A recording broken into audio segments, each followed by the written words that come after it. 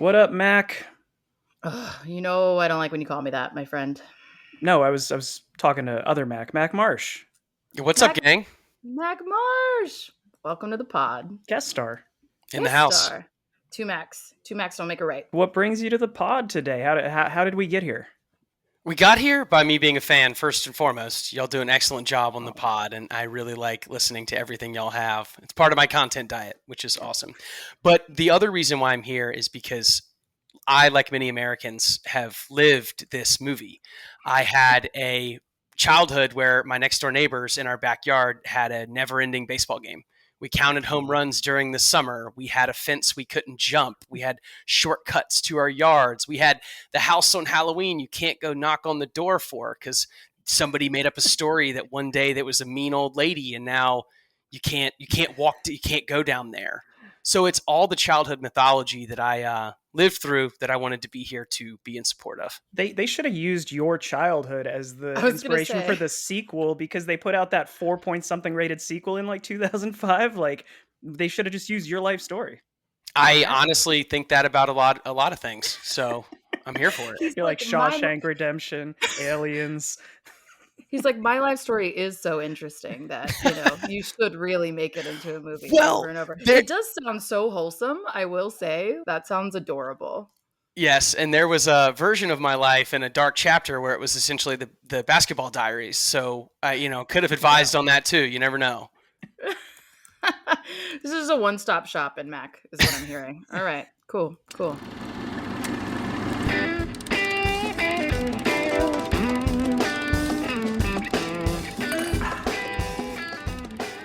Well, welcome back to We Drink and We Watch Things. I'm Mackenzie, I'm Lamar, and Mac is drinking soda. and Mac is drinking, but he is here. So today Took a sip. took a sip. Yeah. So we are kicking off our month of summer fun with what I would say is yet another classic. I know I've been overusing that word lately, but I do think it is in fact accurate. The Sandlot. Yes, The Sandlot. Incredible film. First of all, incredible. Second of all, the people have been asking for it since Sports Month, so it was time. But it's also a great summer movie, so we're like, this is also a great time to do this. So Yeah, we had talked uh, about doing Jaws to start things off because we know Jaws takes place around July 4th and tomorrow is 4th of July. But this one I completely forgot about I knew that it was in there, but upon rewatch, I was like, oh shit, this does have a 4th of July scene. So it's mhm. very fitting that we're doing this one today. It's going to be a lot of July themed films. A lot of Mhm. summer films, if you haven't noticed, take place during the summer. So that works out nicely. But we are drinking some yummy bevies, and a couple of us have one thing, and Mac has his own thing. So we're going to kind of make the rounds. In this case, we have actually enlisted a cocktail sponsor, as it were, for our cocktail recipes going forward. Follow at Craft World. We'll tag them in this when we post it. But this is basically just a boozy lemonade. I know I'm getting really creative with the names, right? But it is quite delicious. It's a little citron, lemon, simple syrup, club soda. Shake it hard over ice, strain over ice, and garnish with lemon, mint, or basil. And fun fact, we had to explain to Lamar today, and I was included in this, that you could make lemonade with simple syrup I and had my lemon. doubts. First of all, I'm very glad to have a mixologist like Skylar on board helping us out because you guys know that I have been doing the recipes myself and I've made cough syrup a couple of times. So I'm glad to not be wasting liquor anymore. And also, yeah, I had my doubts about this one, but when he sent the rest or when you sent me the recipe of his, and it was literally like 20 to 25% simple syrup, so it's just sugar. So yes, this absolutely tastes like lemonade because it is pure sugar. He also catered that to you because, again, fun fact, Lamar drinks like a 15-year-old girl when it comes to his cocktails. Which He 15-year-old loves a girls are sweet you hanging cocktail. out with? Listen, you didn't live my childhood. Not as wholesome as Max is what we've learned. True. But yes, really good stuff. But anyways, Mac brought his own special drink today. So what are you drinking, Mac? I am sticking with the theme of the film, and I'm drinking glass bottle Coke, gang. Nice. Yeah, remember Ice the cold. days Yeah, I when think I you think would they. just chug a Coca-Cola on a 105-degree day and somehow that was refreshing? Yeah. Ham says this pop ain't doing it, Benny. But today the pop is doing it. I got it on ice, but there's Ooh. something like a ice cold glass bottle Yeah. soda that really can hit the spot. That is really different, I think. Like, I'm not a soda person either, but I do think like a glass soda, especially like Mexican Coke, glass bottle Coke. Now we're talking. Talk about sweet, right? Like that is some sweet soda, but I can do that. I can mess with that. All right, gang. You brought some delicious bevies. Cheers. Cheers. Let's get this thing going. Clink. Mm-hmm. Clink, clink. Oh, I'm condensating everywhere. Sorry, guys. Yes, but the Isn't it pretty? God, Yeah, I was Look I how was pretty. gonna. I used to bartend. I forget the word. I was gonna say accoutrement with the drink, but that's a little too French. Ooh. The garnish is garnish. Accoutrement, first of all, is a great word, and I say it a lot. So thank you, Mac. You're making me sound I've smart. never used that word in my entire life. I but may or may will not. now. I may or may not have said accoutrement on work calls before in my so career. many times. So I'm telling you, Mac and I are like, we have the same selling style. But speaking of, I wanted to segue this cleaner like 90 seconds ago when you said that's a pretty drink. Speaking of pretty, can you show the people on video your t-shirt, Mackenzie? Let me show off my cocktail and my shirt. Here, let's move the... That's incredible. Why have I never seen that before? That's such a simple concept. Yeah. Actually, it is a recent discovery, to be fair. And I had the same reaction because I was like, I mostly buy my team shirts. Like I was saying, like I have a couple of baseball teams that I follow and I mostly buy those. But I went to a baseball game recently where I was not the fan of that team. And I don't want to be a dick about it, but I still love a baseball game. So I showed up. I found this on Amazon like the day before or whatever. And I was like, this is pretty fun. I literally got stopped, I shit you not, no less than 6 times. Wow. At the game, people complimenting the shirt. So yeah. Very nice. I was going to say, for those of you that are just listening to the podcast, if we don't put this out as a reel or something and you can't see the shirt, it's like an all over print grimace from McDonald's. It's like 100 grimaces on Mackenzie's shirt. It's really cool. That is top level podcasting right there, ladies and gentlemen. That's how it's done. Not a visual medium, guys. This is some bullshit. All right. Well, I was prepared to correct Lamar and talk about the seams on the baseball and how they correlate to the shirt, but he went grimace. He went as far left field as you could, and I'm here for it. I'm like posing as he describes it, and then just shits on it. So that's fine. I'm joking. I know you only wear your grimace shirt on Tuesdays.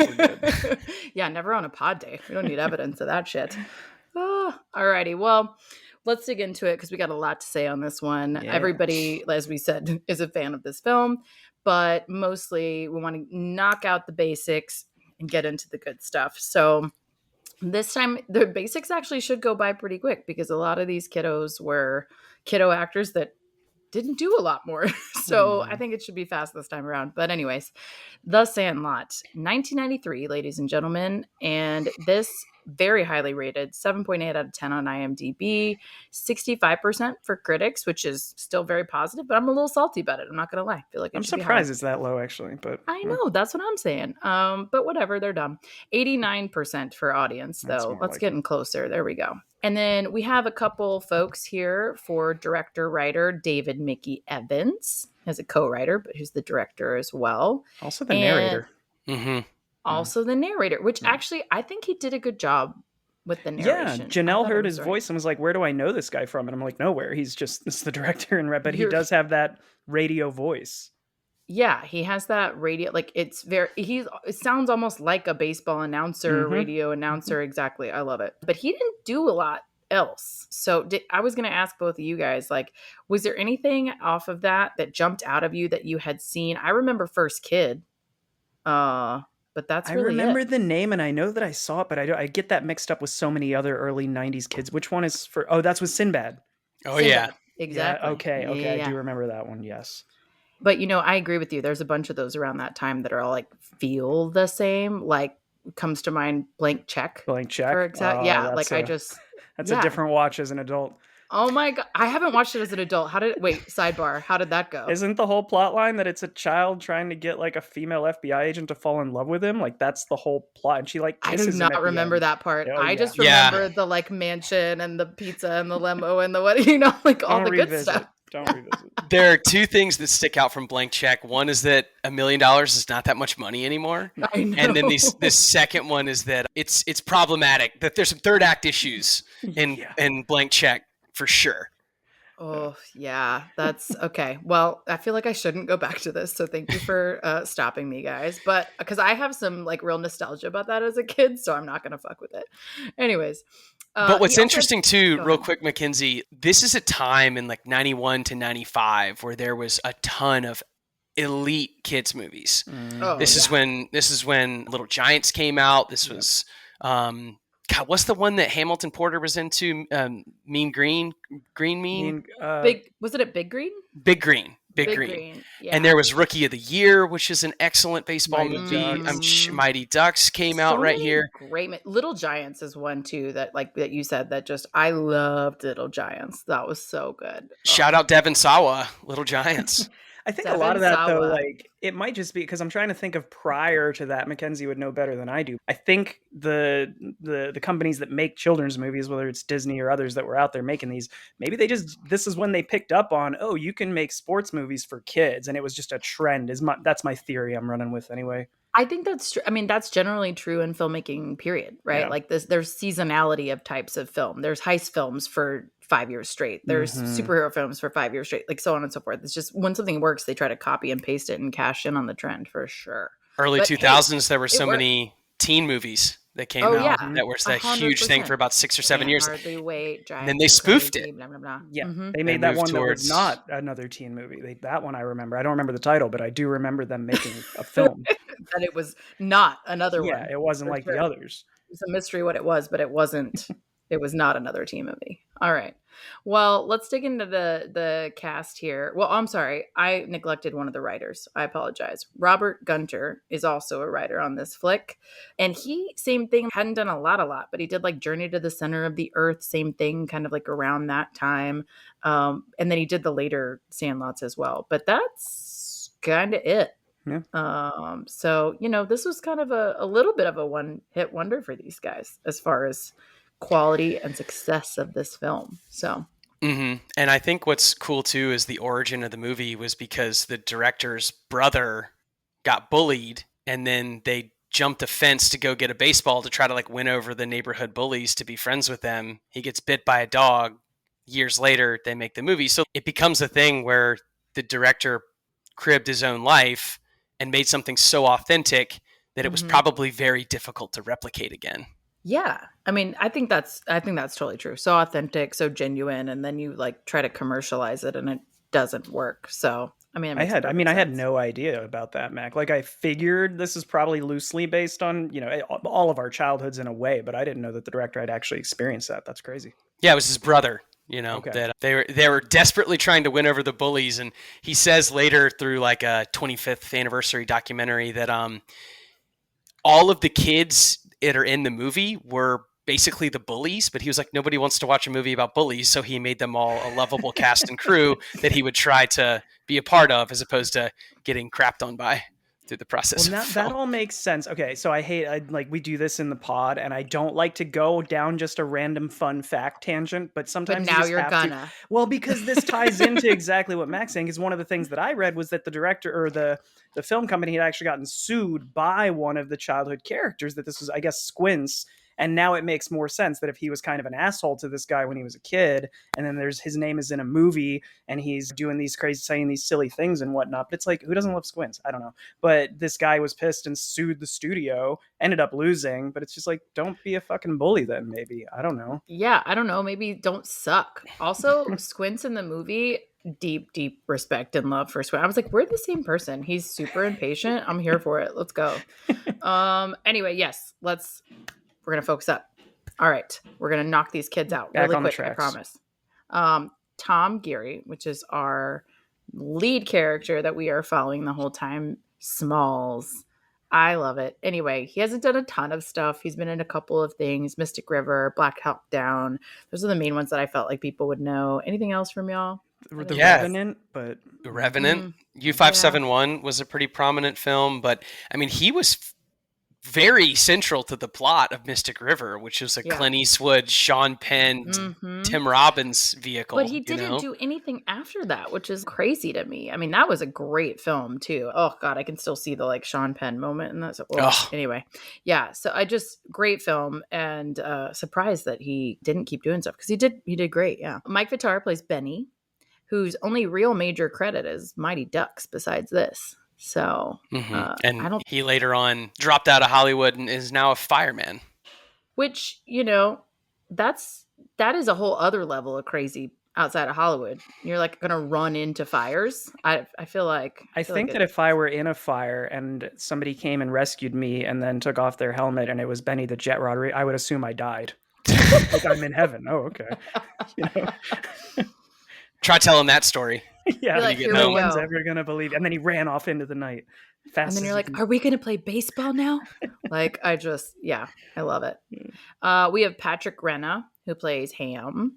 And he was in a lot of things. Actually, fun fact, like 4 or 5 of these guys have all done Boy Meets World, which was... It was all on different episodes. Like, right, saw that. all on different episodes. They didn't do it at the same time, but he is one of them. I didn't put it as like his major creds, but he is one of them. But as far as film creds, he did Son-in-Law, which who has seen Son-in-Law? Did we all see Son-in-Law? back in the I'm day. familiar with other Pauly Shore movies more than I am Son-in-Law. See, Son-in-Law is the one that I liked. Like, I didn't love as many of his other ones. Like, Iceman was okay, but that was more of a Brendan Fraser thing.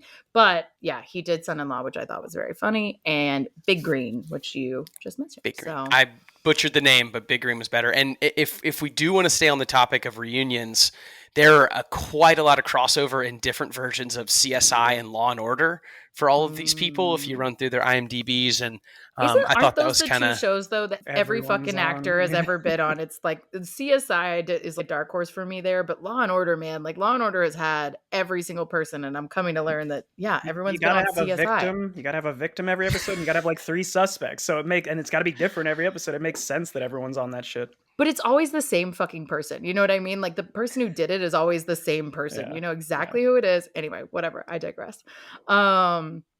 Chauncey Leopardi, who plays Squints, who we love, and he was in Father of the Bride, but also was in Casper, another great 90s flick that I love. Again, so cute. Shout out Devon Sawa. Yes. So Devon Sawa is the through line for all this, is what we're realizing. Okay, cool. Although for the 90s, that 100% jives. I totally get it. Marty York, who plays only thing that I found that made any kind of sense was Boy Meets World. No other film credits that I saw, really. And then we have Brandon Adams, who plays Kenny, also in The Mighty Ducks. Grant Gelt, who plays Bertram, who was in Avalon, which, did anybody see Avalon? It was actually kind of cute. No. Anyway, it's like a dark horse movie. I get it. It's fine. I wanted to point out that the Brandon Adams was quintessential. In my childhood, there were 4 straight years where he did, I think, People Under the Stairs was 91, then Mighty Ducks was 92, this was 93, and D2 was 94. So there were like 4 years. I was watching a lot of Brandon Adams movies. I didn't see that first one. What did you say it was again? People Under the Stairs. People Under the Stairs. Underrated horror movie. Yeah. Of course, it's a horror movie. There it is. That makes sense. All right. Shane Obedzinski, who I hope I didn't butcher his name. Tommy Repeat was in My Girl, which is like fucking heart-wrenching if you don't remember My Girl. He can't see without his glasses. I do remember that. Oh, yeah. Rough. All right. And Victor DiMattia, who plays Timmy. Dennis the Menace was his big credit. And then Dennis Leary, keep speaking of, Dennis Leary's done a lot of stuff, but some of his ones that I personally know him most from and or really like were Thomas Crown Affair. I love Thomas Crown Affair. And Rescue Me. He was really good in TV Rescue show, Me. right? Yeah. It's a series. He did it for 15 years or something wild. Yeah, it was forever. And then Karen Allen, who you probably researched it, but if you didn't already know, Indiana Jones legend, and she plays the mom. Yeah. She'll always have a spot for me. I played Marion's theme at my wedding last month. Like, oh my God. Marion Raven was the character, and Marion's theme by John Williams. Like, she'll just go down in history for me. And just question, how is Karen Allen not a bigger star? Like, did she get market corrected by someone like along her journey? Because I mean, she did a few things before Indiana Jones. Like, she was Animal House to start, and then she was in Malcolm X later, but it was like a couple of things she was really known for. Then Indiana Jones like broke it for her. But like, did someone market correct her right after Indiana Jones that prevented her from getting in to larger roles? To be honest, like, I have no actual idea, but I would just say that she came off in Indiana Jones as a really strong woman, a really bad bitch who could take care of herself. And I don't think that was as widely accepted at that time. You know what I mean? When that movie came out, I don't think that was like what people wanted to see on screen for women. You know, Yeah, they didn't even bring her back to what, like Kingdom of the Crystal Skull was the next one she was in after was the that. next So one. Right. there's something to your theory. Yeah. Yeah, I mean, I like I said, I have no actual idea. I just would not be surprised because But I you heard it do here first. 100% fact. That's what happened. 100% fact by Mackenzie Wayne. You're right. It's TM science. TM TM. I scienced it. We're good. Yeah, but she's awesome in that film, and then she's great. She's a cute mom here, but she doesn't get a lot of airtime really, which is kind of a bummer. But then we have to close out. At least I do have to save the best for last for Mr. James Earl Jones, who has to be in every baseball movie. I think that's a rule. First of all, second of all, he's just a gem as a person, as an actor, and I just love him. He plays Mr. Myrtle here, and of course, I mean, if you don't already know who Vader is, I'm going to spoil it for you, obviously. And then Luke's father, right? Is that the spoiler? Yeah, that's the spoiler. And then, of course, Field of Dreams, which is like, so good. He's just classic in it. So, and then a million other things, of course, but just legend. I mean, he's Mufasa, right? Like, it's hard not to bring that up too.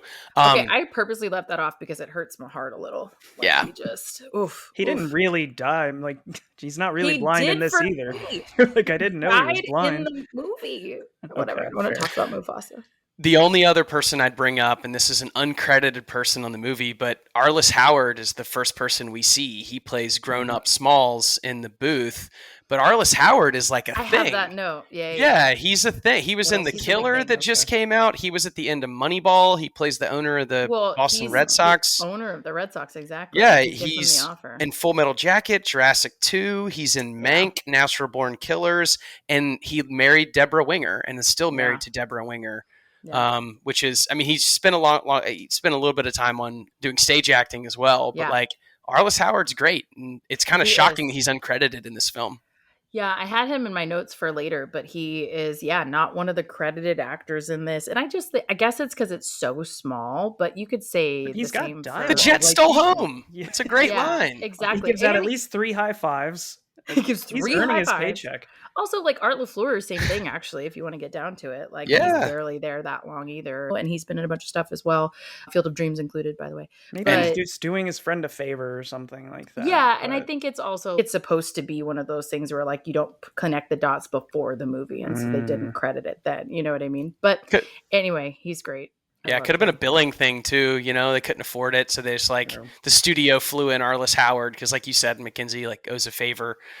Yeah.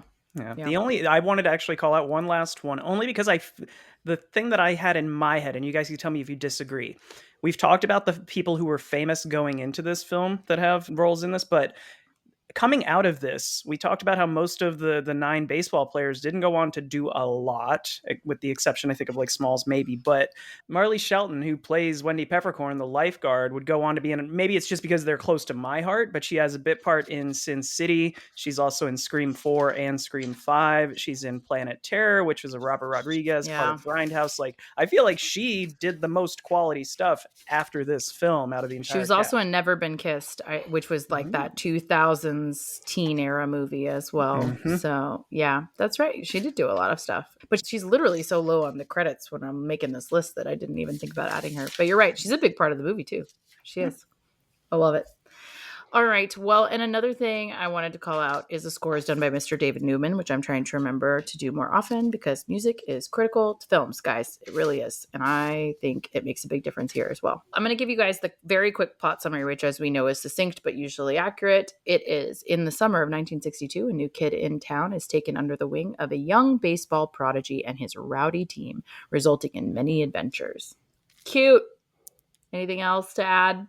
I think it's good. No, I think at its core, this is a film about that, no offense, Mackenzie, but that I think that especially all little boys can relate to, of trying to gain the favor of your stepfather. That's what this movie is about at its core. Y'all didn't see, because, again, not a visual medium, but my eyebrow went up a mile when he was like, no offense, Mackenzie. I'm like, oh God, here we go. All right. Well, obviously that's what this is about, clearly, but it's a very curious path to winning over your stepfather by hitting his Babe Ruth signed baseball over a fence. Oh, the antics that follow. But man, all right. Well, let's get into it. This is, we're not doing a spoiler I was free, gonna by the say, I way, in case that assume, was yeah. not clear. We're not doing a spoiler free section because 1993, number 2, Sandlot. Like, if you haven't seen it, I don't know what you're Mhm. doing with your life. So turn around, don't drown, I guess. Spoiler time. Wow. Okay. So we already hit this. My first note is literally this narration is fire. It sounds Mhm. so good. The story is so good. He's teeing us so well, teeing us up for this story.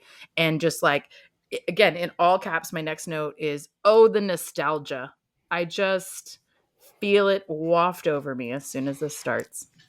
Yeah. I wanted to just, like, right off the bat say, there's some movies that we've watched where it is the nostalgia that gets you, and there's some that we've disagreed on because you watched it when you were a kid and I didn't see it till I was an adult.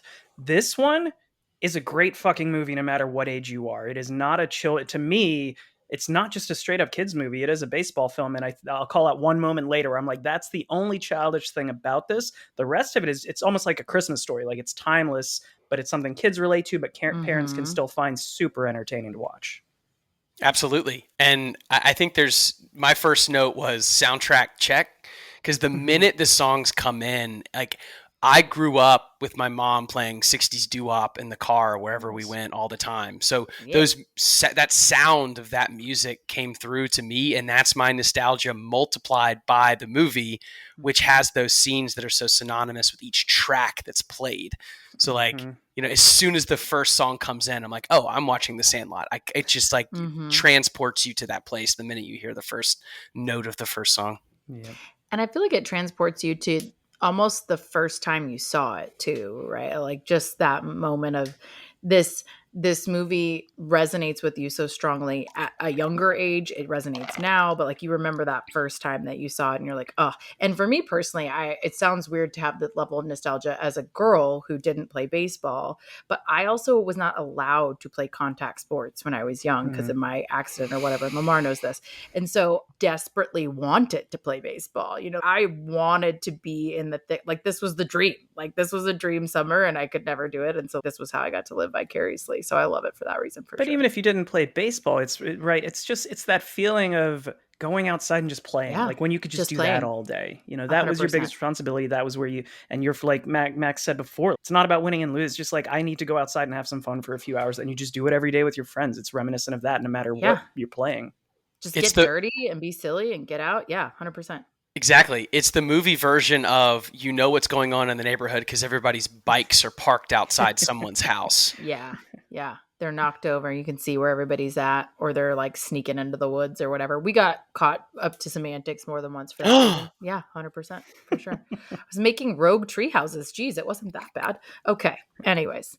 But I also, my next note, because of course, is about his silly hat Oh my God, Mackenzie, I have the hat underlined, in and then all caps. Mhm. followed by I have been self-conscious about the bill length of my hat for the rest of my life Ever since since. this movie.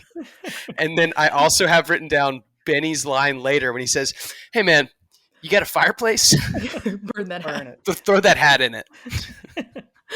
He's like, but I don't have another hat. And then that is the cutest, most adorable bromance moment of him giving him his old hat. Like, no worries, Mhm. man, I got you. He just takes him under his wing. And while we're here, I'm just gonna go there. Like, their relationship is adorable. And that somebody like a Benny who is comfortable and confident and has a big group of friends choosing to let somebody in and protect them and defend them and just make them feel comfortable through, even though he's like kind of a goof, right? To start, he just adopts him. And I love it. And I think that their little bromance is so cute. And they even, I mean, they kind of prepped for that. They like brought them onto set early, so Did their they? friendship is, yeah, like the two of them hung out for quite a bit longer than everybody else, to the point where everybody thought they were already friends. And I think that kind of comes through in the way that they're able to perform it together. They're freaking adorable. Apparently, they're still friends today too. Yeah, Like, yeah, yeah. they're still homies, which I love that. I mean, even though again they're not in this industry anymore, so that's awesome. So But yeah, I did have like that he's just a real goofus, as they say in the film. Okay, You're a spinning Don't off of be a goofus. that, because goofus. my first note is we hear them calling or saying, "Don't be a goofus," and like, "I'm such an egghead," and there's all these like I love weird these insult, like insults. '90s insults. But we get three shits in this film, like three audible. Why would they not just be like, "Don't be a fucking idiot," you know? Like, throw one of those in there for my sake. Yeah. Just we can get Well, away with because I three think shits, this but we're is calling like, goofuses. well, these aren't '90s insults, right? You got to keep in mind these are '60s, like late '50s, early '60s insults, and I think Good the point. F Yep. bombs were actually not as common at that time among the youngsters. But I do love their replacement insults. They're great. They're Yeah. like Fair. hilarious. The goofus, and then, I mean, we have a whole list of them. What we'll get to, but they're It, they're pretty impressive with their insults for sure. indeed. But what was this movie rated? PG? PG, yeah, PG. Well, it's The interesting things because they let you get away you with Gotta in the be. can, 90s. yeah, and you can only say fuck once in PG-13 movies. If you Hmm. say it Yeah. twice, it's R. So maybe Hmm. even just one Yeah. gets you to PG-13, and they wouldn't have wanted that either. So Yeah, I mean, you can't have this be a PG-13 movie. This is like a G or a PG or bust, you know. Hmm. So it makes sense. But I just love that they're at that age too where they are kind of playing around with that, right? Of like, I'm gonna drop one curse word, like, ooh, I'm I will such a say badass. all the times they say shit are very earned. Like they are Yeah, in moments where like yeah. it's very, very much earned. It doesn't feel like just a casual I'm swearing to be a cool kid, but it feels like holy shit, something just happened. Something went down. This is Yeah. like a legit response. Yeah, for sure. Well, and my next note, and like guys, we don't have to do this one by one, but I just have so many immediate, strong reactions to this that I went through. And the next one was the monster sounds of the beast. Like, it made me crack up so bad. And it makes so sense. Like, I mean, back to what you pointed out, Mac, of like, this is a director whose brother got bit by this dog, that they would just create in their mind this literal beast and how scary and awful and whatever he is. And the whole time, especially as an adult, I'm watching, I'm like, it's just a dog. mm, Like, just love on the Yeah. dog. What's the problem? But it's just so funny how they build him up, both in the production and then, like, you can see in their mind, like, where they're exaggerating it to themselves. It reminds me, I got big time, and I don't know if this was an intentional homage or I just read way too much into this. But when obviously they do that flashback black and white scene and they make it this, 8 foot tall dog. But in the real life, quote unquote, real life, whenever they show the dog for the most part, it's this like giant puppet thing. Like Yeah. it's like these giant furry Animatronic little paws. dude. And like, Yeah. yeah, I'm like, is this an intentional homage to Jaws?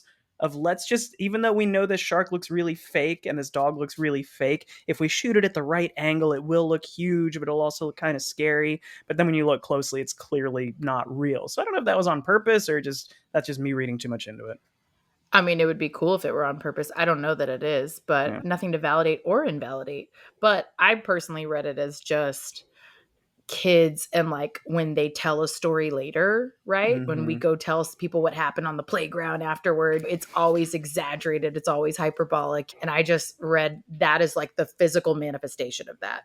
This is what it looks like to us, right? I had the exact same read because despite this being a movie solely about winning over your stepdad, I think it's secondarily a movie about childhood mythology. It's the Hmm. same way we want things to be Yeah. important in our lives, but when we're kids, they say, when a baby's crying, it's because it's the most pain it's ever felt in its life. And when you're 8 years old, Hmm. the dog over the fence is the greatest danger you've ever Scary. seen in your whole, and you can't even really see the dog. Yeah. And I think they do apply some of the Jaws, like not seeing the monster is the real scare. Hmm. So they Yeah. do that a little bit, but it's also like part of the fun is, them making things larger than they need, hitting Hmm. the guts out of the ball, the Yes. monster, their Hmm. attempts. They mythologize Babe Ruth in the same Yeah. way. And we'll get into Yeah. the Babe Ruth part of this, I'm sure, over the course of the pod. I don't want to spoil some of the stuff, especially at the end, but like when the veil comes off, Yeah. things are different than what you thought they were when you were 10 years old. 100%. I totally agree. And I think it is kind of an homage to childhood in that way as well, of just like, again, that exaggeration, those experiences feeling bigger and larger and more intense than maybe they were then, and how we will always misremember them. You know, you will always misremember something because if you remember it that way for so long, it becomes the truth, right? It becomes what happened. And I think that's what's so cool about this, is because I can think of a half dozen moments like that in my childhood now, right? Where I'm like, I bet that wasn't as crazy as I thought. You know what I mean? I think it's so representative of that. But do you remember when you saw this the first time? It's probably not. It's probably really hard. Did you think that the dog was big and scary and like a big monster? Like, do you remember when you first saw it? You were like really bought into that? For sure. Okay. Okay. I don't Yeah. know if I was. That's why I'm asking. I I'm remember so in. the tension when they're looking through the fence, and they have Okay. it's not horror, but there are some tense moments where you're waiting for something to jump. The treehouse shot, The where he shot. jumps up. Yeah, Exactly. I was gonna say earlier, I meant Oh, to they're so mention cute. like the other thing about this, the other thing that makes this a great film as an adult is it's really well shot and directed. There's some Yeah. creative shots in here. They Yeah. make the beast scary with that. When he's chasing Benny at the end, there's this slow motion shot of Benny running away from him, and it's like this camera's chasing him. Yeah. There's some really creative stuff in here. So they didn't just make a kids movie; they made a really good film. No. I'm gonna keep saying that. But I think that what almost works for this movie times 10 is the fact that this is a newbie director, and he's Yeah. making things more important than another director who would if it That's was a cash 10-year, paycheck, yeah. 10-year, 15-year director. Like, you need to see this through the eyes of a child the same way that the children do, and having a new director might have attributed to them catching lightning nostalgia in a bottle, which is really Yeah. what this movie kind of is. Well, and I think it's like some of those antics, right, that they're getting up to in the film are also probably happening off camera for him, right? Of like, I am playing around with this for the first time, right? And I get to play with the scene. And to your point, like all their attempts to get into the yard later, that to me is just like, this person just wanted to shoot this, see how those went, you know? It's also a fun callback to Mackenzie. You remember loving Dawn of the Dead 2004, but we talked about how Love that Zack movie. Snyder. Thank you, Mac. We talked about how Zack Snyder was his first time directing, and he just shot the whole movie in order because he didn't know to do anything different. That's how they did this as well. So the director just shot it front to back, and so yeah, to y'all's point, like I think it is just nostalgia, lightning in a bottle. I think a lot of that nostalgia also comes from his own childhood, of him remembering exactly all these different things and the way that it is in his memory. And I had written down that this film, it's just so many golden moments in a row. It feels like a bunch of disjointed like sketch comedy of, oh, now we're in the July 4th part. Oh, now it's the vomit scene. Now it's them playing the other team. Now it's the pool scene. Like, it's all these different moments, but they're strung together so perfectly and cohesively. Yeah. That the movie's just a blast from beginning to end. It really is. But Lamar, I have written down minutes like 16 to 57 are 5 of those vignettes in a row, and it just absolutely rips one after the other of top-notch scenes right there in that kind of, end of first act, second act part of this movie. Yeah, I think it is just pure nostalgia the whole way through, and all of those moments are they just complement one another, and they have this air of that physical comedy to them too, of like there's always something physically happening in the scene. You're not just standing around spitting one-liners or making jokes. There's always something happening. They're beating up on each other, they're teasing, they're pushing each other, they're being kids with each other, or like, again, some antics are ensuing at a picnic or with the dog or the whatever. It's always something physical as well, which again I think is so indicative of your childhood. Like, you're always moving, you're always doing something, you're always so much more physical than we are as adults, sadly. So I just think it resonates throughout. But speaking of the group together, right, the first thing that they do together is they start to have this game, and Benny adopts him into this game, and this poor child does not know how to throw a ball, and it is painful to watch. He like will walk you the ball. And I just remember being like, and like Squint's line too, where he's like, we're waiting. And I have it on the note. I'm like, this Squints is me. Like, we don't have time for this. Meanwhile, that line Benny about is my adorable. clothes are going out of style is that's oh my god, that I used used to say that all the time. Like, and I had to have gotten it from this movie, which I didn't even realize until I rewatched it. I said that all the time to everybody. I thought I was so clever and hilarious. And it was all my insults were definitely related to waiting for things and being impatient. So yeah, again, Squint is me. But I love their whole energy. And then like, again, Benny just steps in and is like, okay, I'm going to explain it to him in a way that he can understand. And not only is this kid like a baseball prodigy, but he's like already a coach. Like, what the hell? He's already doing great. This kid couldn't. Meanwhile, stepdad over here can't explain to him how to throw a ball. Like, what the Classic hell? classic 60 stepdads get a bad rap in this movie. He uses the steak for the eye. That's not sanitary, first of all. Second of all, Oh my pretty God. sure he threw that ball too hard at Smalls on purpose so he could get out of, Yeah, doing you won't that. want to play catch with me anymore. Going to business in Chicago, classic 60s abandon your family move. Yeah. That's, one of my hot takes of this movie is Dennis Leary wasn't that great of a guy. He wasn't until he brought him a freaking baseball later that was better than the one he had. And then all of a sudden he's like, oh, hashtag besties. And it's like, oh, so I had to bribe you with a baseball to like be a good stepdad? I agree with you. He was not great. This is not the dad who stepped up. You know what I'm saying? This is not it.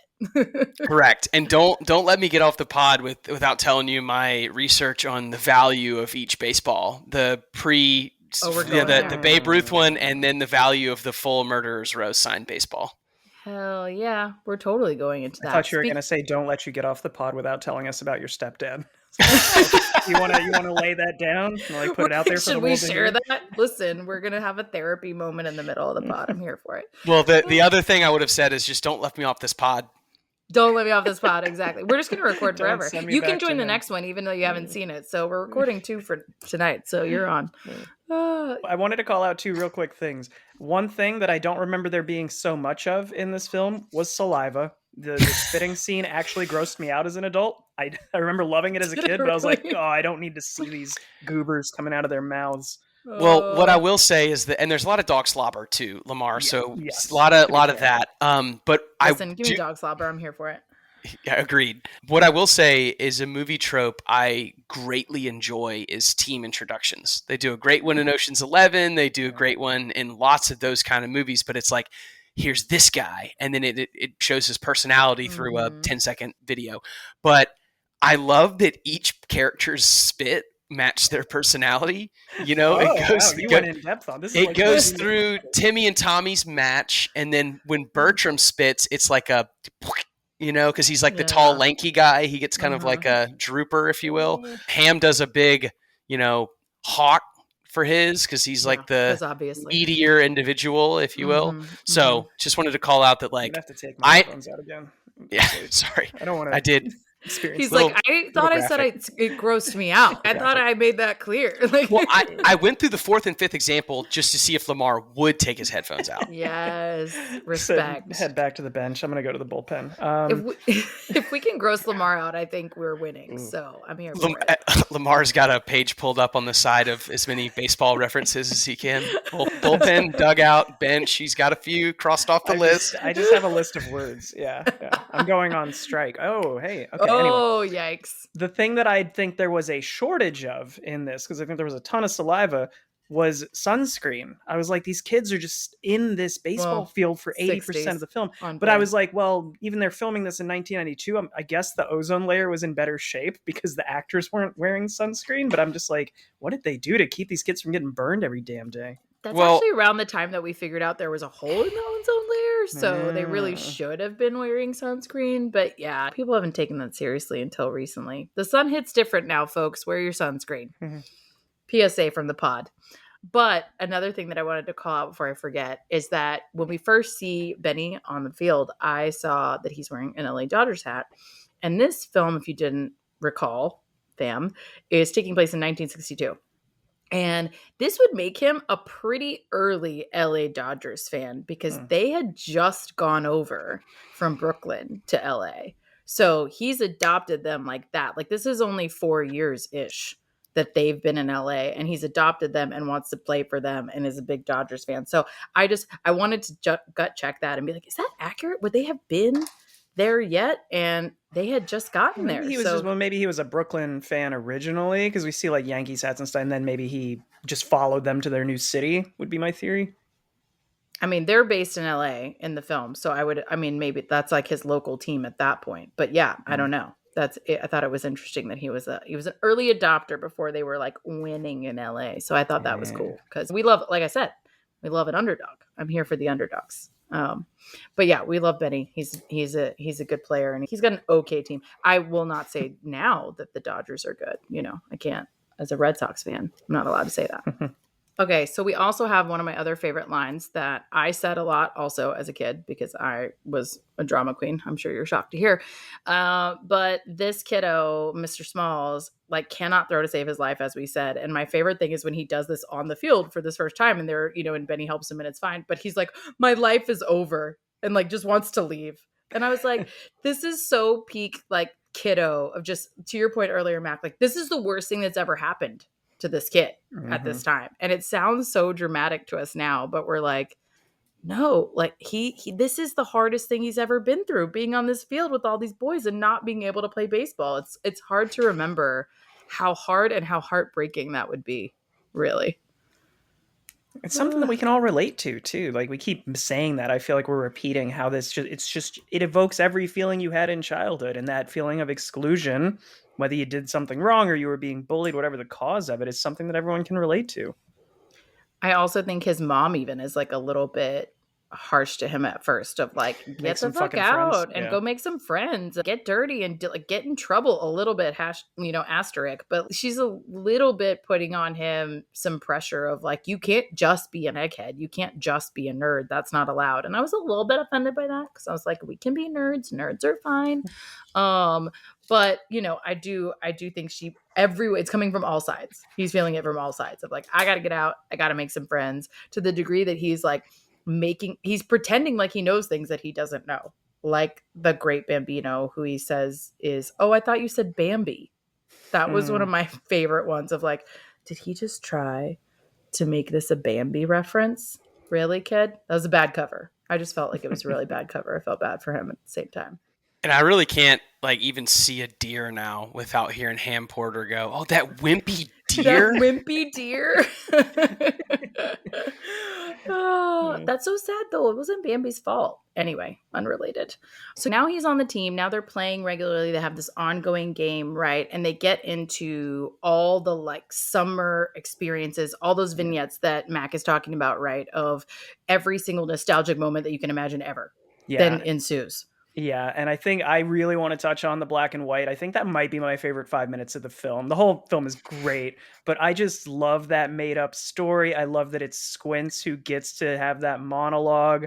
I love saying that the dog killed a bunch of people, and he did, and he liked it. That is my favorite quote of the movie. And he did, and he liked it a lot. And he says a lot, like really vehemently. But there's a moment too, Lamar, in that scene. Well, first of all, did s'mores exist before this movie? Is an open question. Number one, and it's just like I have the answer to this. Okay, I have the answer to this. Do you know who invented s'mores? Was it the same guy who invented peanut butter? Raw guess. S'more. No, and I forgot. I wanted this to be the cold open, Lamar. I should have told you. S'mores were invented by the motherfucking Girl Scouts. Oh, hell yeah. 1927.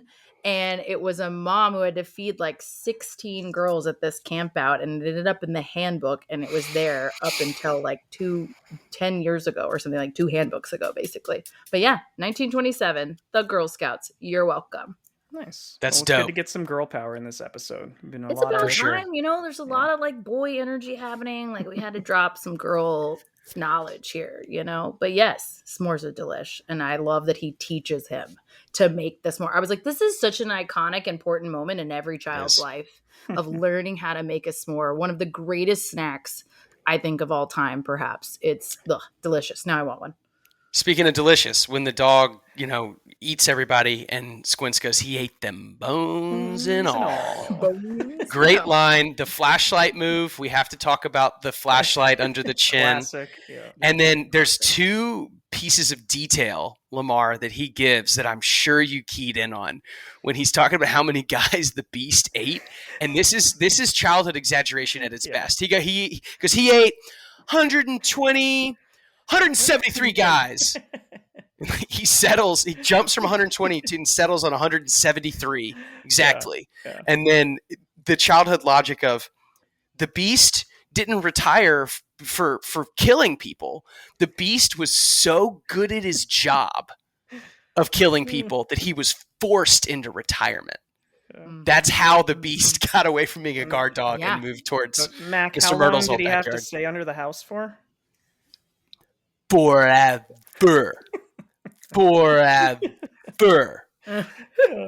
I got a nice bottom lip for those who can't see, and it lends itself well to F's. Publish this one, the video of this one, because we got a lot of visuals happening this time. I'm wiping my camera with the spittle that I just spewed from saying forever. But I will say, when Father Squints Palladorus tells the story, when you see the black and white scene, they focus on that bottom lip when he's saying the line. Yeah. So I had to lean into it. Yeah. You committed. I respect it. Yeah. I do respect it. Segueing from that, I might be mixing up the order of things, but there's two others that I specifically wanted to touch on. But the pool sequence, I think, is one. It's the hot day. They can't all cool themselves off like Mac with a Coca-Cola. So they decided to go to the pool. And I don't even need to react to this. I just want to hear you guys react to it. So that entire sequence. This is a classic, and it is, Wendy Peppercorn, she's their first crush. He's obsessed with her his whole life, as he says. He's like, I've been coming here my whole adult life. I love that part. My entire adult life. My entire adult life I've been here. It turns out to be 2 years, 3 years, whatever. Yeah. He's losing his mind over it. But I just loved the whole energy of the pool and the pool scene, and again the nostalgia. I know we keep saying that, we're going to say it 5,000 more times, I'm sure, but it really is the energy of the pool scene. And I do think there's always somebody at the pool that you were crushing on. In this case, it's the lifeguard. It's totally relatable. But man, the balls on this kid to go and pull this stunt, which is, I love that they do acknowledge that it's a little bit fucked up, but that he does it, and he's just like, well, how else am I going to make it happen? This is what I have to do. I just think it's hysterical. You said fucked up, and I agree that in principle it's fucked up, but I think they make it very intentional that this is purely a childhood crush, and he is not. None of these kids are talking about sex in any way. He just wants to kiss this girl, and I guess the director actually gave him the direction of you keep your tongue in your fucking mouth. Maybe he didn't say fucking, but he was like, keep your tongue in your mouth. That is not what this scene is. So it's this closed mouth innocent kiss, I think, is all it's meant to be. Okay, except they were going to go scam pool honeys. No, I'm just kidding. I totally agree with you. I just thought that was hilarious. I forgot that they said that line, and I was like, oh my God, we're scamming the pool honeys. Got it. That was a this watch discovery now that I watched it with closed captions for the first time. So that's how I got that line. But there's two lines from that movie that I say in some type of context in my life. One is lotioning and oiling. And then somebody says to Squints, she doesn't know what she's doing. He goes, she knows exactly what she's doing. And I read, Mackenzie, you might know better than me, but I heard that was a reference to Cool Hand Luke or something. I've never seen Cool Hand Luke. Okay. Yes. Is that a direct quote? Just the same exact? Yeah, it's almost the exact same quote. Yeah, and actually Benny says it. But yeah, it's almost the exact same quote. But no, it's so funny. He's like, he knows exactly what she's doing. And he says it kind of annoyed and over it. And I love that it's Benny who says it, because all he wants to do, even though this is fun, is just play baseball. He's just like, I don't even care this much about this. I just want to play baseball. He is single-minded to a fault. But that whole scene is classic. And I love that she, even though she's annoyed, she's sort of, winks at him, smiles at him, and is sort of like this little fucker. But you got to respect the effort, I guess. Well, respected enough to where they give us the detail that they get married later, and that apparently Squints fucks hardcore, which is I'm not sure a detail we needed. That Squints has 9 kids with Wendy Peppercorn. I'm like, I don't say 9 fucking children is wild. I also love that her makeup was still on, sidebar, when she got out of the pool.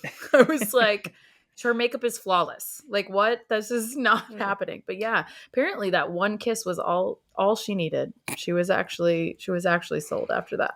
But I do have in my notes, I was like, oh Lord, this is bad. This is bad on an adult rewatch. You're like, oh shit. I will say I had to sort of in my head I was like justifying everything and I was like, well, I assume the boys are between what, like 12 and 14 and this lifeguard's probably 16. That's why I go with, oh, it's probably like a childhood crush type thing.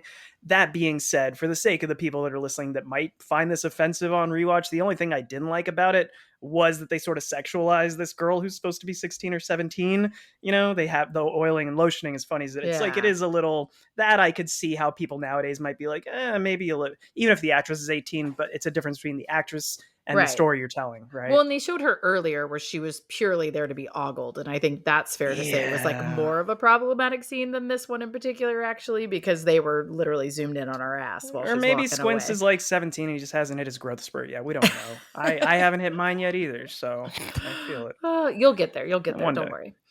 One of my other favorite scenes is the fireworks where they like have their night game moment, because I don't know about y'all, but I just personally think that there's nothing like a night game of baseball. And they even kind of say something along those lines in the dialogue of like, we thought we were big men like under the lights, you know, it's just a different vibe at a night game at a baseball. It's one of the most romantic, nostalgic sports moments I think you can have. And I was just like, I literally have in my notes, fireworks, night game, let's go. Like I was so ready for this scene.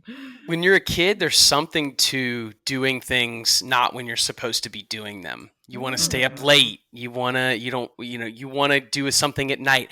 When I was a kid, we used to go to the beach, and when we got to the beach, we would go night swimming at the pool. And it was like a thing, like night swimming. It was like, it's a daytime activity, but we're doing it out of order. And that became like a whole thing. So Under the Lights, A is a baseball thing, and B is like, we're breaking the rules, man. Gift, you know?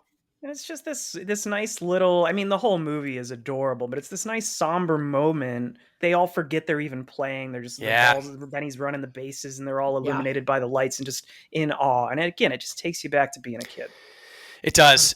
The cul-de-sac party looked like a party I would want to go to nowadays. And then also just fucking great use of slow motion. Yeah. Yeah. And that whole scene is basically slow-mo with them like running through everything to the fireworks. And it was really cool. And I love Ham like grabbing a snack before he leaves. Yeah, he grabs a hot dog back on the table. He grabs like a hot dog. That wasn't great. That wasn't great. Actually, just kidding. I'm gonna put it back. And then he builds a hot dog and puts like a handful of raw onions on it. I was like, it's an aggressive move for an 11, 12-year-old kid to just 100% raw onions on a dog. But you gotta do what you gotta do. I think the next place I would love to go personally is the insult that went down, because the roast battle. I literally have I have it in my notes, but I have a comment on one of the insults that I have to say at some point. But anyway, this slew of insults is just fucking bananas and impressive and pretty like overall pretty wholesome and to start, and then it like slowly escalates and you're like, whoa. And then I just wanted popcorn, right, to watch this happen. So our buddy Mac here has like compiled a list of insults of the best ones. I'm going to let you take it away. All right. So this is from the start of the film. So I'm just going to rip them all through because this is a great place to just do it all.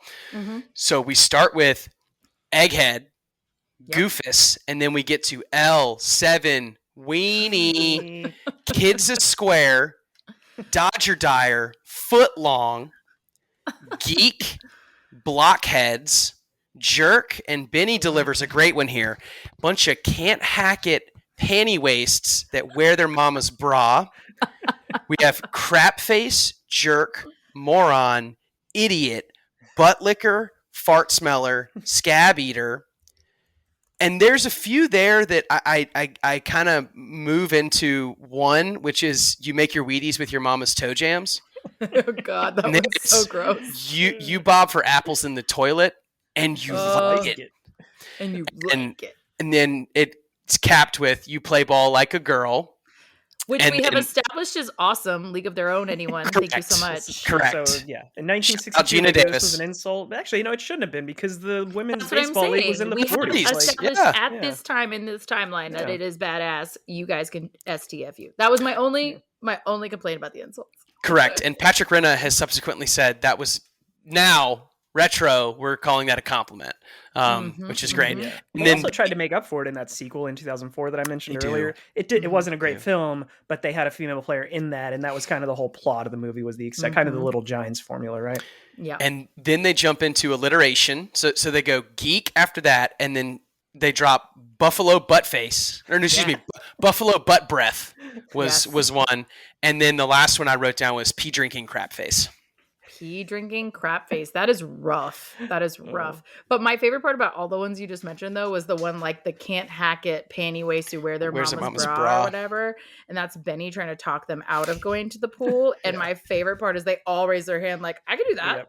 That's totally fine. I'm fine with this sacrifice. It's actually quite a good detail that Benny has to like stretch himself to get the insult in, because he's kind of making it up as he goes along. Yeah. But if you look at Ham doing it, he is just lightning He's ready fast. to go. Also, he should have gotten an Oscar nom for this. He puts a lot of scenes on his shoulders. I was going to say, are you talking about him shit talking behind the plate against the other team? Because oh my god, the shit talking behind the plate was fucking gorgeous. Like, I just thought it was so great. If my dog was as ugly as you, I'd shave his butt and make him walk backwards. I just was also cheering them on like it was a real game too. I literally have in my notes like, Small's got to base it.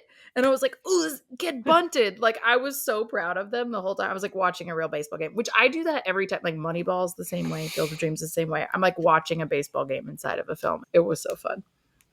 Well, we talked about the saliva earlier, because transitioning right out of that baseball game, the vomit scene still grosses me out to this day. And I even looked up what it was made of. And even after reading the actual ingredients, and being like, oh, it's just food products. It looks disgusting when it hits the sidewalk and lands on those people. The puree of it all. Ugh. Yeah. When it hits the lady's white shoes, I'm out on that scene. But right you when know that what happens. You know what my favorite part was, though? Like, not the vomit part, because obviously gross. But I loved how well every single one of them acted that transition face.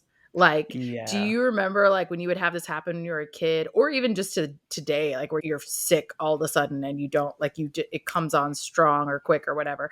And that moment of every single one of their respective transition faces of, like, oh, shit. Oh shit, this is about to go down. All of them as they're like having a great time. And then it's like, oh no, their faces were incredible, I thought. And I was like, yep, here we go. I also love when they're pretending to know what to do with chewing tobacco. I know. What do you do? Shoving it in their mouth. Do it, of course. All the pros do it. And I love it. They're like, yeah, we were saving it for special occasions. Like, we do this all the time. This is for a special occasion. And I love when they go like, we got off the hard stuff and we were purely bazooka only from then on. And I was like, yes, that's the way to do it. I remember kids. noticing as a kid, and like, just like this time go around too, they never show the quote unquote cool characters throwing up in that scene. Like Benny doesn't, the pitcher De Nunez doesn't, but it's basically all the other characters throw up. But they make it a point to not show you the two cool kids throwing up. Well, you know, the cool kids know what they're doing, obviously. Yeah. They're probably doing hard drugs on the weekends. So. Right. Or they pretended, better yet, they pretended to do it and didn't, because they're actually that seems like a than the Benny rest of them. move. Yeah. That feels like a Benny move. I would put money on the fact that Benny didn't actually do it. Yeah, that would totally be my call. So I know that we want to start moving into the climax, and as we get there, I wanted to point out, I looked at the runtime on this. I remembered it being an hour and 20 or so. It's like an hour and 45 minutes. There's still 40 minutes left in the film when the ball goes over the fence. So there's 35, 40 minutes of this where it's them trying to get this one ball back. And we've been talking about that, sort of all the vignettes leading up to this. And I just did not remember this being that long. It still plays really well, but it's insane that takes up that much of the film. Which, side note, I love the kids' reactions. Again, it's the gadgets that we remember, but how they scream every time they pull back like a stump of a tool that they put in there. It's like, you have no reason to be doing that, but just they're selling, like these child actors are really doing a great job. But the Wheaties Periscope was my personal fave. Yeah. And Squint's like, I love that he's the one doing that. Even his dialogue, I could recite off the top of my head of when he's like, you got it, pull it up. Like, just, he's so optimistic, and then it inevitably goes wrong. It does, but it goes quick because like, a whole chunk of it is them figuring out, like, again, how to get over the fence. And it's just one attempt after another in all these crazy ways. And It's so funny too when they're throwing things over the fence, and it's just so dramatic and hyperbolic, and it's just funny, and it keeps you laughing and it keeps you engaged the whole time. So it feels like it goes quickly. And the whole time I have in my notes, I was like, you guys clearly don't speak dog. Like, I don't know what to tell you. Like, this is just a chill dog, and you just need to learn how to talk to this poor little pupper who just wants to get out of the yard. He just wants to make friends. But Hercules. Hercules is a good boy. We learn through the film, but the props they use in the final scenes are just burned into my brain. Like attempt one, the stick in the periscope where they have, but like when the stick gets all chewed up and it's like frayed mangled. on the, I'm just like, that's burned in my brain. Like the metal stick in the pan, that when that flies through the air, and then we have the vacuum explosion, the pulley for the erector set, and then the final shot of the PF Flyers.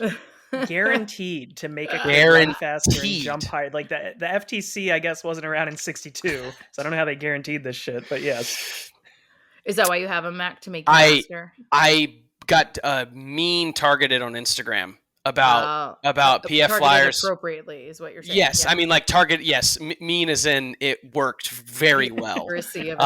I bought them pretty instantly, and I wanted to buy the black on black that Benny has because his are pretty sick. But I don't know, black shoes aren't particularly my style. So I was going to say I personally would buy a black on black. I feel like that maybe is not your vibe, but those look great.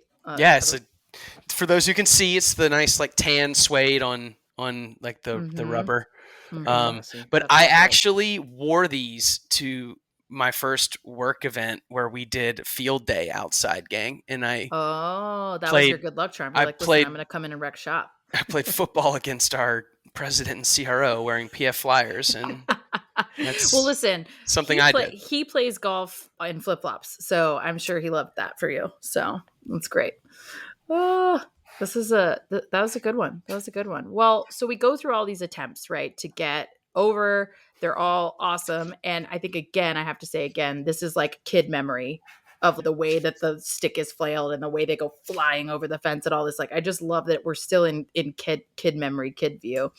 And then finally, Benny like realizes the stakes and is just like, I'm going over the fence. This is just like Benny's hero moment. I mean, is he anything less than a hero? He's just like, I'm going to take care of this.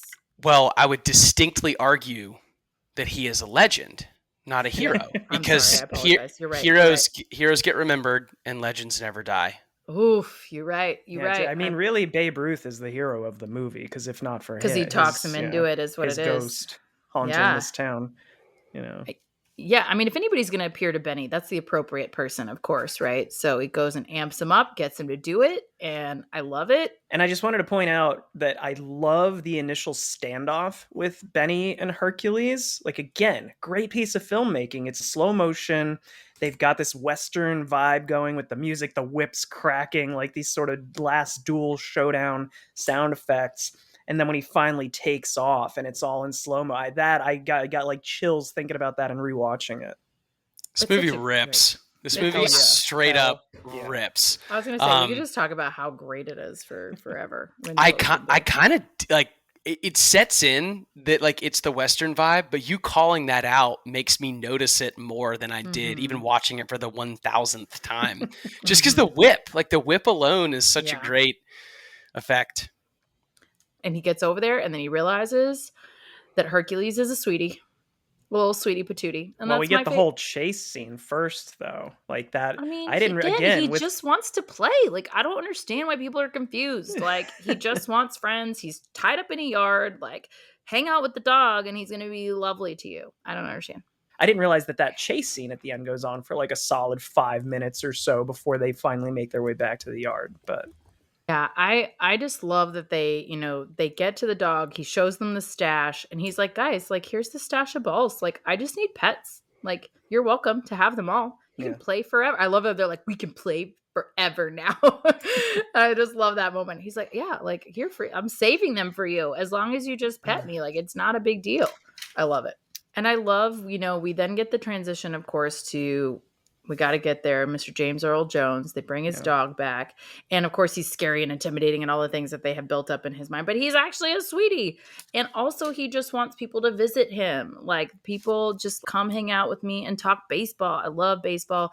I love the implication that, you know, he has all this stuff because he was a player and he has relationships with all these players and he's ready to just talk about it with people. He talks about how he used to crowd the plate so that he could like almost eliminate the strike zone, right? And like just the way he immediately just leans into talking about the baseball. And he's like, pitchers hate that. And Skylar was sitting next to me and he was like, super do. Skylar was a pitcher, in case y'all didn't know. And so he goes, I had to share this. He was like, well, the trick is you got to brush him off with an inside fastball.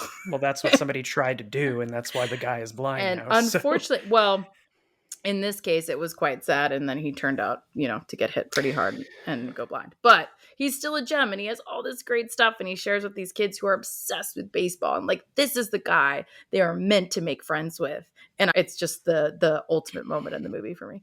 It is really cool, especially because they meet him and he starts calling Babe Ruth George.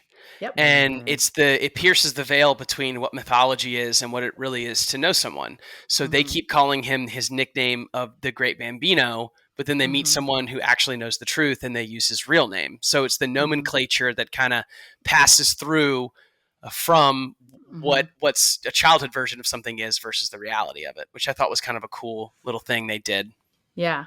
And they kind of imply that they played together, which, you know, they wouldn't have played together at that time. Just baseball was not yet desegregated at the time that he's playing, but they would have played in potentially those Barnstorm games if you didn't already know about those.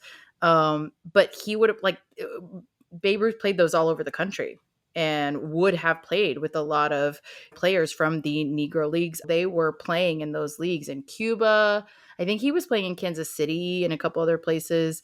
And he's supposed to be an amalgamation of those potential players that he would have played with and been friends with. And I love that, you know, playing with that team as well, there's this homage to that in this film as well. Also, speaking of which, this is timely, and I'm going to drop the magic for a second. We're not actually recording this on July 3rd when this episode comes out. We're recording it a couple weeks before. But actually, I believe it was last night, or it might be tonight, is the actual Negro League game that they are playing in MLB this season. And Willie Mays just passed away like a few days ago. And so now it's kind of being played in honor of him. So it's interesting that we're talking about this within 48 hours of that game happening. Yeah, that was sad. R.I.P. Willie Mays. Well-lived life, amazing player. I'm glad you mentioned that. But I also love, again, that they bring this particular character in. These kids get to learn from him and become friends with him. And he's like, listen, I'm going to give you this ball that is going to save your bacon. Murderer's Row ball signed by all of my good friends. And it's just so interesting to see the disparity of what this means to different people in this situation, in this moment, and the value that it has to different people in this moment. And of course, he knows, it's not like he's an idiot. He knows that this ball is so valuable. But he knew those guys and they mean something different to him. And it's more valuable now to have people to talk to and talk about baseball, this thing that he loves rather than have this thing that, again, he can't even see, but he wants to give this gift. And it's such a beautiful, awesome moment. And they just have this incredible bonding experience. But Mac, you got to tell us, like, what was the ball worth? Before I get to the value of the ball, that was very poignantly said, Mackenzie. I love that because, like, it's when you mature in life and you get to the age of James Earl Jones in the film, it's not about having objects. It's about having people to share the objects with. And I think that's a great lesson to take away from the movie is like, it's not really about what it is. It's about who you share it with. So anyway, the value of the ball. So it's quite interesting because, of course, with these kind of collector items and memorabilia, condition, whether it was game used or not, are all very highly variable functions, but to the value of something. So a signed Babe Ruth baseball can be worth $4,000 to $6,000.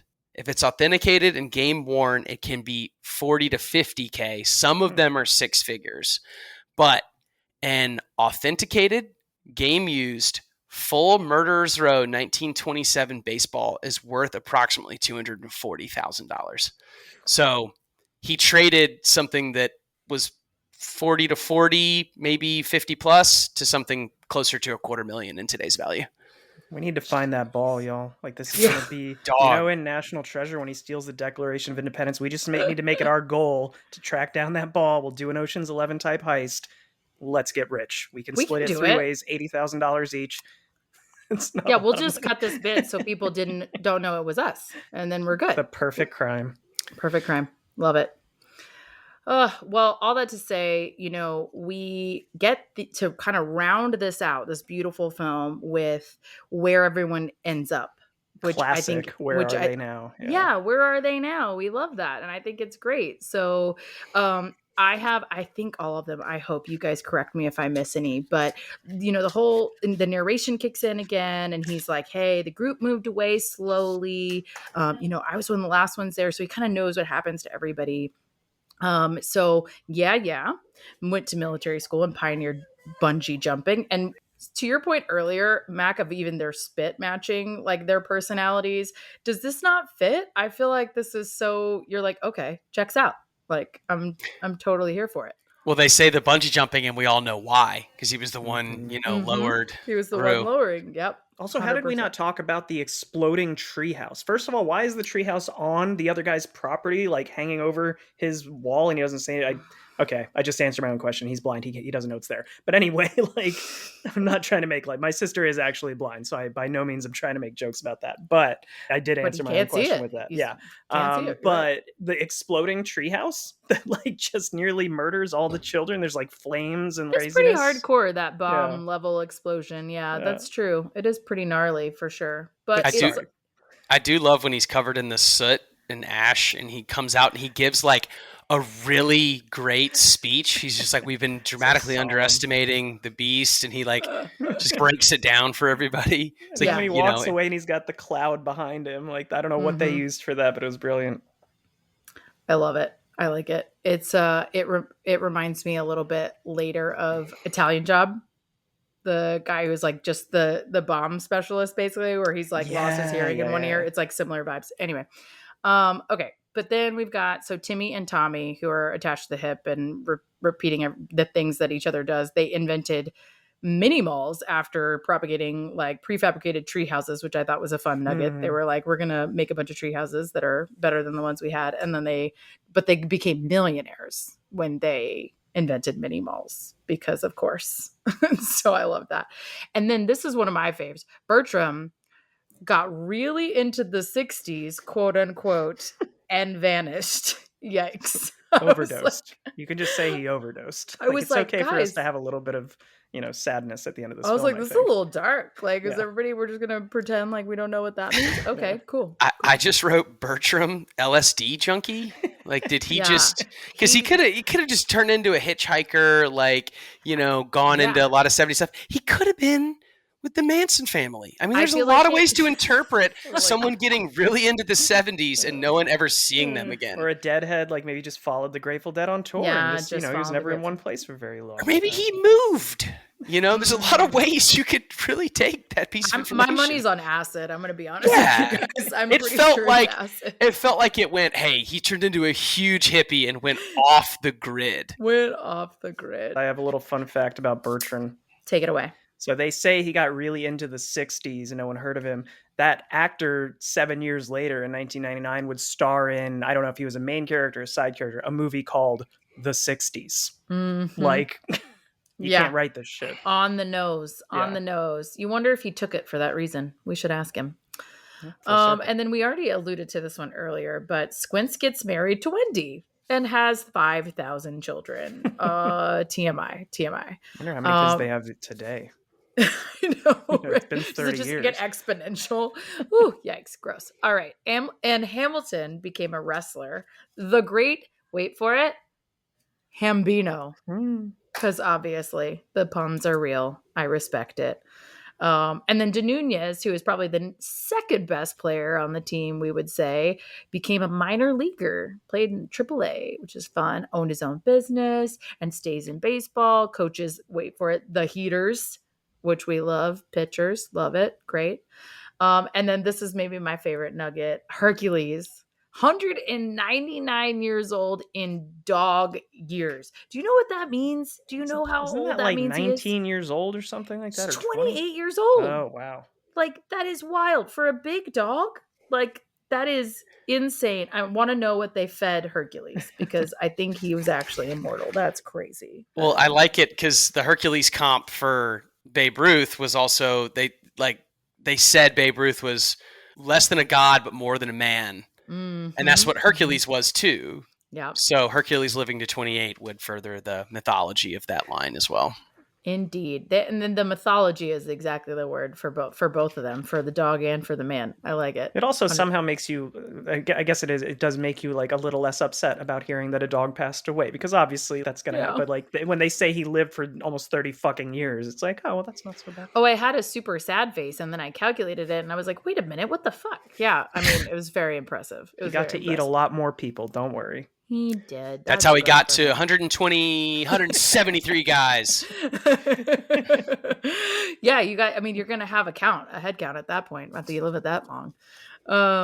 Arliss Howard, as we mentioned, plays grown-up Smalls and makes an appearance at the end where you see that he is a baseball commentator. He is a sports journalist of some kind, commentator. So we love that for him. And I have the note of like, he still can't get his hats under control. Like his hat's Isn't it still a little extra. It's the same hat, right? I was like, bro, did we not cover this? I feel like Benny told you this day fucking one. Like, we don't get a better hat. I don't understand. But anyway, he's doing great work commenting on the games. And then finally we have Benny the Jet Rodriguez plays for the Dodgers, because of course he does. And they're still homies, as they show. Just hashtag besties right there at the end. It's adorable. I also love that Arliss actually sounds a little bit like the young Smalls. I feel like, did y'all notice that? I feel like he sounds very similar. They did a good job casting that. Apparently the two Bennies are brothers. I never knew that until like last week. That fact popped up to me. That's the older brother of the younger version of Benny the Jet. I mean, he does look very similar. Again, good casting. That's easy. Yeah, 100%. I love that he steals home. Like, wild play for us to end on, by the way, that this kid is stealing home. I was like, what? In an MLB game, stealing home? That is crazy. But it's cool though too, because that's what Benny learned how to do. He learned how to take the giant courageous thing and do that. But I also was watching the movie with my Indian wife and my Indian mother-in-law, and they do not know baseball. And I was trying to explain to them how rare and impossible it is to steal home at the end. They were like, why is that a big deal? And I was like, because you steal second all the time. You steal third sometimes. You never steal home. And they're like, but why wouldn't you? Like he did it. It's fine. And I'm like, but you don't understand. That's where it's so hard. Yeah, that's where he's throwing anyway. They're gonna just get him to watch more baseball, and then they'll get it. Mackenzie, we're still working on football over here. Okay. We're getting to baseball later, but this is a fun fact for the readers. I did do a full PowerPoint presentation to my entire new Indian family. And I mean like 25 people doing a full in television. I have like a laser pointer and I'm like going over the rules of American football. I'm like teaching them the basics. This is 0% surprised. I don't know if you're expecting a strong reaction here. I'm like, on brand, check. Yep. Yeah. They took a video of it and played it over the NFL theme song. And I'm sitting here like, so you see, you got an end zone, you got a field goal. Oh my God. I'm like, I know football, obviously. I just also want this presentation. Like, I just want to check it. I just want to make sure it's good. I'll put time on your calendar. There you go. Good luck. Like, right. Good luck. Oh, no, I love it. Okay, guys, we have been talking about this movie for almost as long as the movie is, quite literally. So we need to get to our ratings, which I think we're all going to know pretty well. But Mac, let's start with you. You're the guest. What would you rate this film out of 10? I mean, I tried to come up with like a really scientific, full breadth and width movie industry knowledge. You were like, what am I getting? Like, The Sandlot is a 10 out of 10 movie. and I'm going to stick with my gut. I'm going to stand behind the film and the Yep. reasons why I joined this pod. I'm not going to sit here and say 9-7 because the narrator said they got into a pickle too many times. Like, this movie is 10 out of 10. I love a gut check rating, as Lamar knows. I'm here for a gut check rating. And also, fun fact before we wrap up, Mac did ask to be on the pod for this episode specifically. Yes, a fan, which also, oh my God, my heart earlier when you're like, I'm a fan. Anyway, love that he is a fan of the pod, but wanted to talk about this film. So yeah, 0% surprised about your rating. And I love that for you. What about you, Lamar?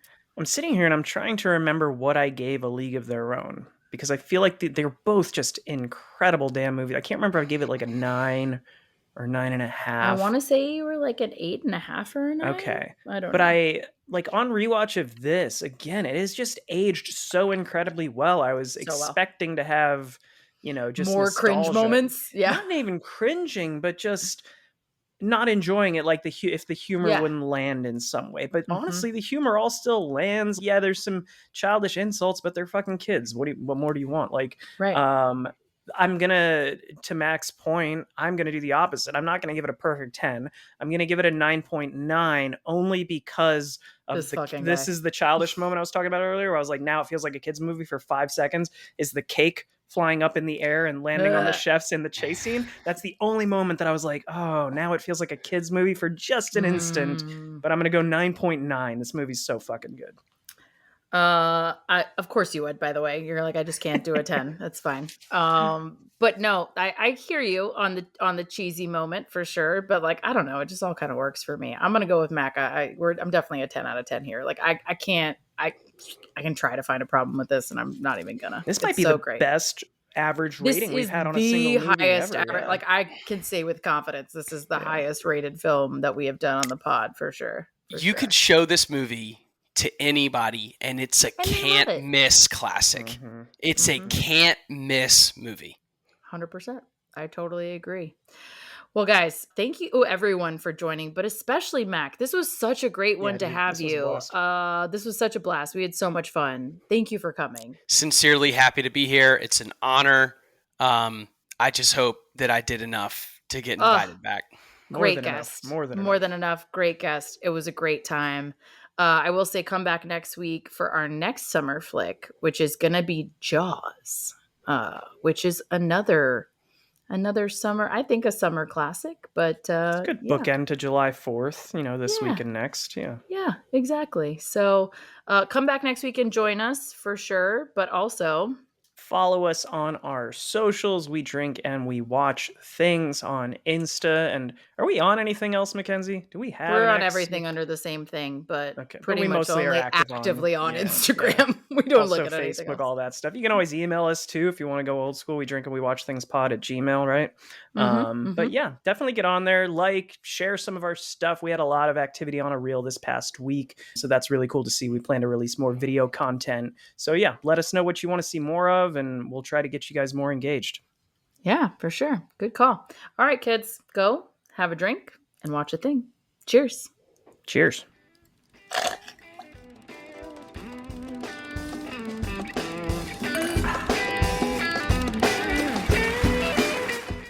I also feel the need to clarify that I don't hate the name Mac. I was going to unpack that later, but I just kind of left it where it was for now. I was like, we have Mac here and we just insulted him. I just have like a protectiveness around it because only one group of people call me that. And so it's got to be earned. The explanation I heard was you said, call me by my name. My name is my name. And you were like getting very animated about it. You were like, I don't like it when people call me Mac or M or whatever. But again, it's a familiarity thing. Like, if you don't know me, don't call me don't make up a name for me. Like, you don't know me, So mine is Jerry. That's my real first name. And like my tight friend group will be like, what's up, Jerry? So like when people, and you're like, I will fuck you up. No, it's more like it's an earned derogatory version of my name from my college friends who'll just be like, I'll do something like, oh, Jerry. I think we finally found a hurtful slur for white people. Call them Jerry. Well, it's there in Parks and Rec. It's there in Rick and Morty. Yeah, they're just like, shut up, Jerry. Like it's just it's a name that is there for derision in comedy, and I think it's pretty I don't know. I'm fine with it as like an alter ego. It's like the more it's the L7 weenie version of myself. If we're going to stick with Sandlot insults. Oh, that's so good. Oh my God. Let's just keep all of that. Let's just I was gonna say that was a pretty good cut riff cut there. print. I got going it. on. No, Like, it's so good. it's going to keep rolling, gang.